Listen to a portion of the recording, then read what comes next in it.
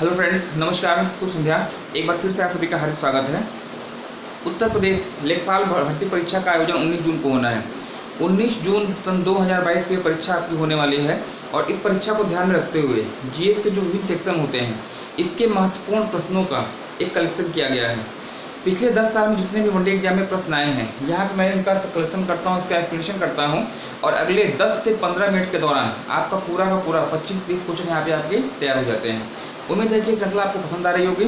आज का छोटा सा एक वीडियो होगा, प्रैक्टिस सेट आपका 3 होगा और इसके अंतर्गत आप पूरा एक्सप्लेनेशन देखिए।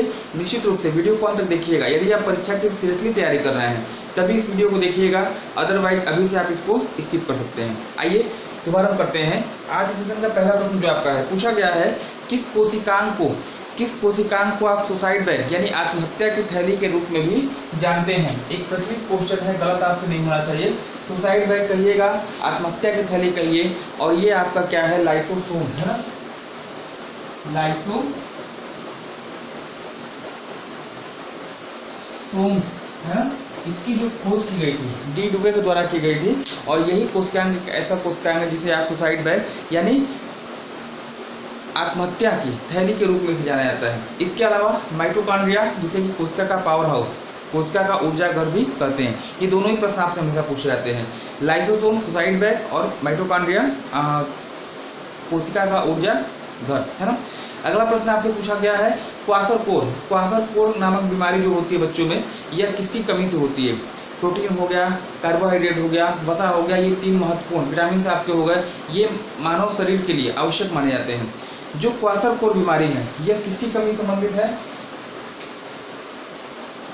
प्रोटीन की कमी से संबंधित। ऐसे ही आपके एग्जाम में क्वेश्चन दिया जाएगा। ऑप्शन में 4 ऑप्शन आपको दिया जाता है, प्रोटीन देगा, कार्बोहाइड्रेट देगा, वसा देगा, विटामिन देगा। कहे क्वासरकोर का संबंध किस बीमारी से है या किसकी कमी से क्वासरकोर नामक बीमारी होती है, उत्तर बताइएगा, प्रोटीन अल्पता है ना, छोटे बच्चों में बीमारी आपकी होती है।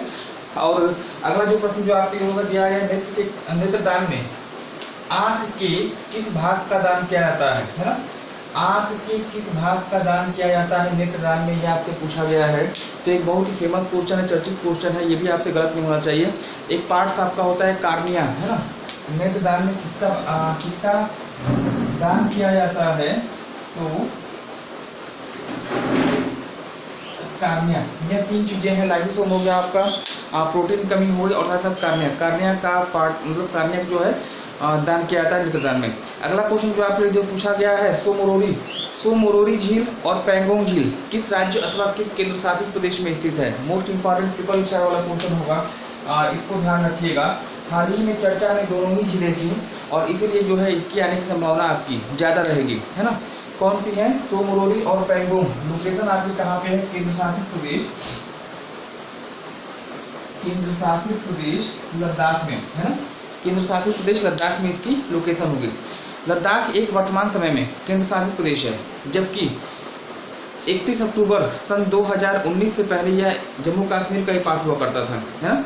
31 अक्टूबर एकता दिवस के दिन जो है लद्दाख का पुनर्गठन किया गया और इसे एक केंद्र शासित प्रदेश का दर्जा दिया गया था। एकता दिवस सरदार वल्लभ भाई पटेल का जन्मदिन है ना। तो इस दिवस के बाद मतलब 2019 के बाद जो लद्दाख कश्मीर का पार्ट हुआ करता था, बाद में किसका पार्ट मतलब एक अलग स्वतंत्र केंद्र शासित प्रदेश बन गया, जिसकी राजधानी बन गई लेह। और लेह के बारे में आप पढ़ते हैं कि लेह में भारत में सबसे कम बारिश वाला स्थान है। सबसे कम बारिश अगर कहीं पे होती है तो वह लेह में होती है। और लेह किस नदी के किनारे पर स्थित है, तो आपका सिंधु नदी के दाहिने किनारे पर स्थित एक फैक्ट होगा है ना। चलिए इतनी चीज़ें मैंने आपको बता दी।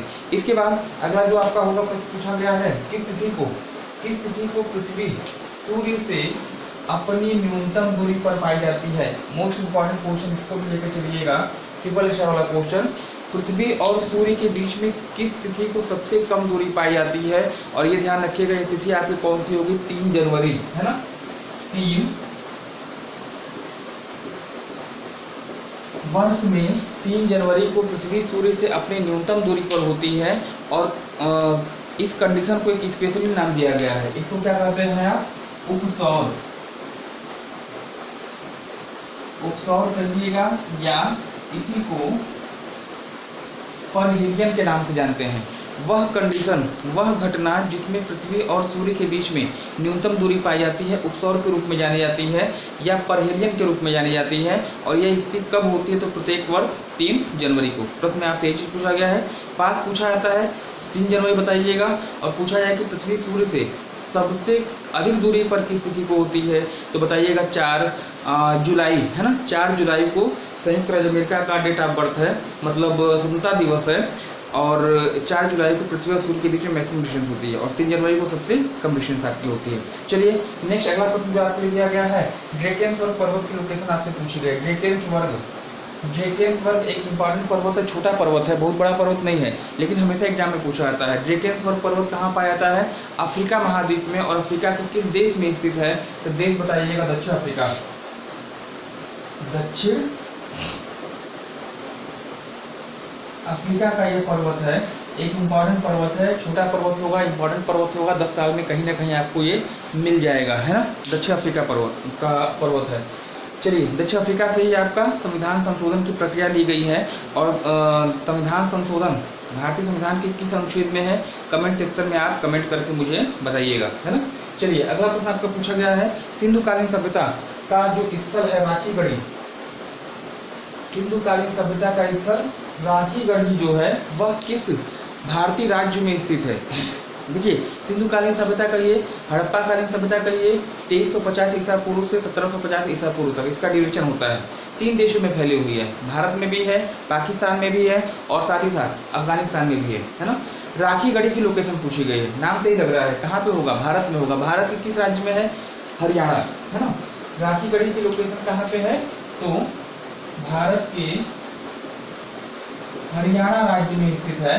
राखीगढ़ी और बनवाली ये 2 स्थल हैं, कहाँ पड़ते हैं? हरियाणा में। और क्षेत्रफल की दृष्टि से सबसे बड़ा अगर शहर अगर आपसे पूछा आता है, स्थान पूछा आता है इस सभ्यता का, तो राखीगढ़ी को ही आप बताइएगा, है ना। सिंधुकालीन सभ्यता का सबसे बड़ा स्थल राखीगढ़ी। चलिए नेक्स्ट अगला दिया गया है, कौन सा मुस्लिम शासक है जो कि गुलरुखी उपनाम, याद रखिएगा, गुलरुखी के उपनाम से कविताएं किया करता था फारसी भाषा में। उस शासक का नाम आपको बताना है जो गुलरुखी के उपनाम से फारसी भाषा में कविताएं किया करता था, कविता प्रेमी था। उत्तर आप बताएंगे सिकंदर लोदी, है ना। सिकंदर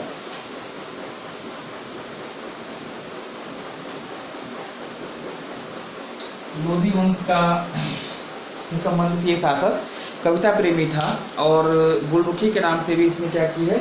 कविताएं की हैं। तो एग्जाम में कई बार आपसे पूछा गया सिकंदर लोदी के बारे में, और सिकंदर लोदी वह शासक थे जिन्होंने आगरा शहर की स्थापना भी की थी, है ना। तो ये सब फैक्ट आपके सिकंदर लोदी संबंधित आपके हो जाएंगे, इनको ध्यान रखिएगा। नेक्स्ट अगला प्रश्न जो आपसे पूछा गया है कि सत्यशोधक समाज, एक इम्पॉर्टेंट फैक्ट होगा, इसको नोट कर लीजिएगा जरूर, निश्चित रूप से ये प्रश्न आपको पूछा जाता है। सत्यशोधक समाज की जो संस्थापक रहे हैं वो कौन थे, ये आपसे पूछा गया है, आप बताएंगे। तो एक ऐसा संगठन जिसका उद्देश्य समाज का मतलब विकास करना था, और इसके संस्थापक ज्योतिबा राव फुले, है ना। ज्योतिबा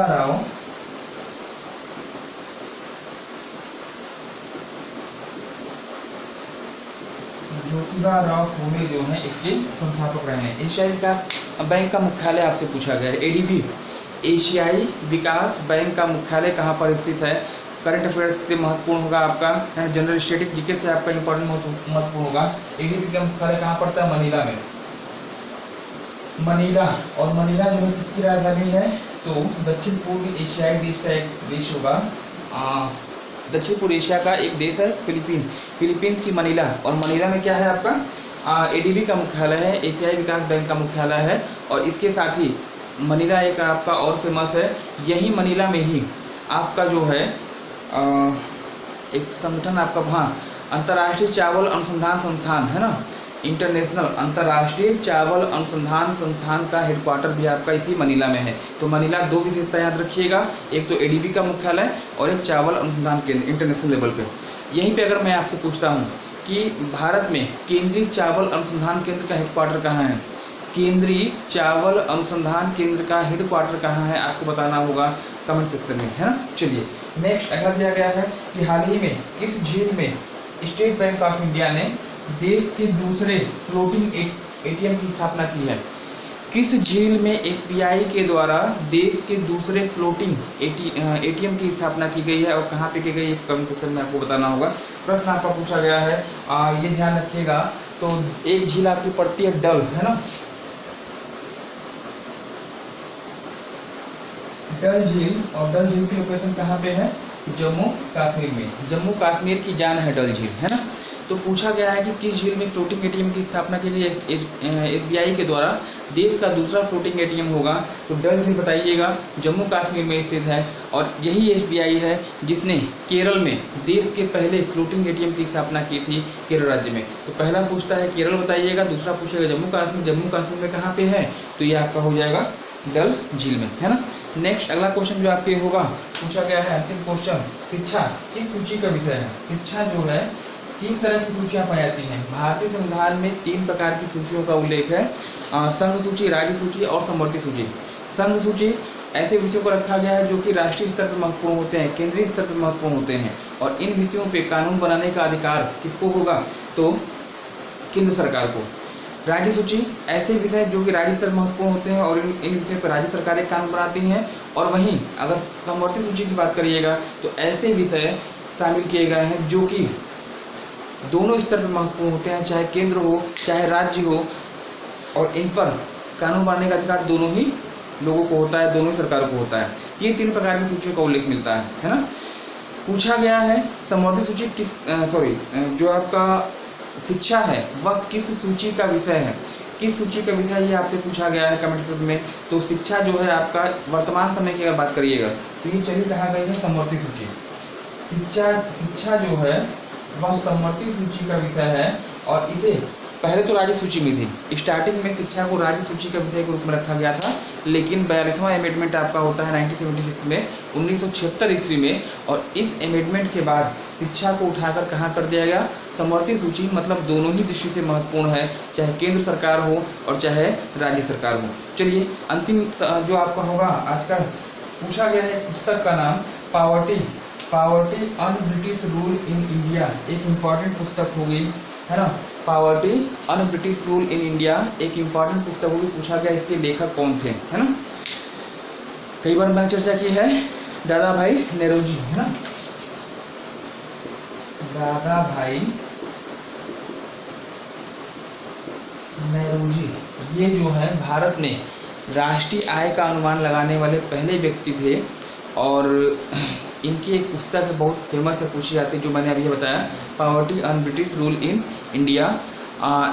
ये जो है इनकी ही पुस्तक है ना। वयोवृद्ध पुरुष के रूप में जाने जाते हैं, grand old man of India के रूप में जाने जाते हैं, ब्रिटिश हाउस ऑफ कॉमन्स में चुने जाने वाले पहले भारतीय, और साथ ही साथ भारतीय राष्ट्रीय कांग्रेस के पहले अल्पसंख्यक अध्यक्ष अगर आपसे पूछे जाते हैं तो इन सबका उत्तर कौन होगा, दादा भाई नेहरूजी होगा। ठीक है, तो ये रहा एक छोटा सा क्लास जिसके अंतर्गत आपने पूरा का पूरा सेट को हल किया। उम्मीद है आपको पसंद आया होगा। चैनल पे पहली बार आए हैं, चैनल सब्सक्राइब करके बेल आइकन को प्रेस कर दीजिएगा, क्योंकि ऐसे ही हेल्पफुल कंटेंट मैं आपको देता रहता हूँ। धन्यवाद, हैव ए नाइस डे।